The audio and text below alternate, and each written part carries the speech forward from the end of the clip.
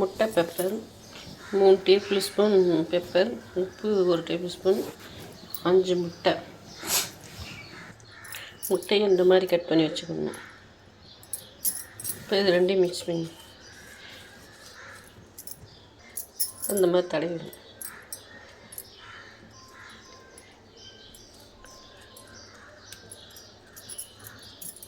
இந்த மாதிரி தடவி வானலில் இப்படி வச்சுக்கணும்.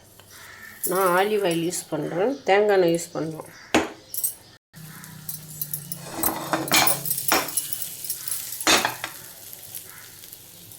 எனக்கு வந்து பட்டாணி ரைஸு, பட்டாணி சாதம், ஒரு வெங்காயம், 2 பச்சை மிளகாய், கொஞ்சோண்டு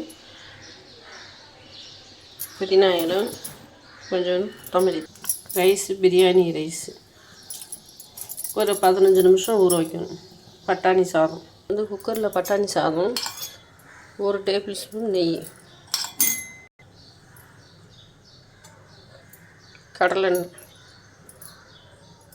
2 ஸ்பூன், ஒரு பட்டை, ஒரு அன்னாச்சிப்பூ இலை,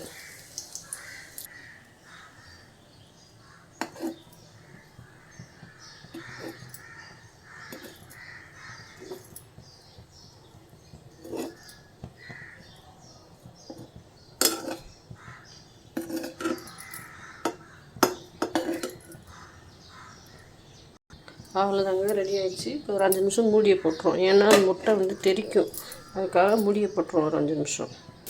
அதான் பெப்பர் ஃப்ரை ரெடி ஆகிடுச்சு. லாஸ்ட்டில் கொஞ்சம் கொத்தமல்லி.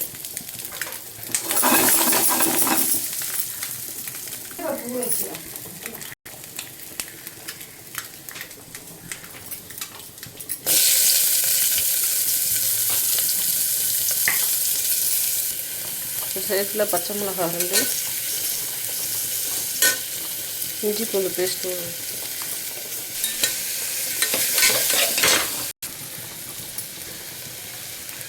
1 டேபிள் ஸ்பூன் தயிர்,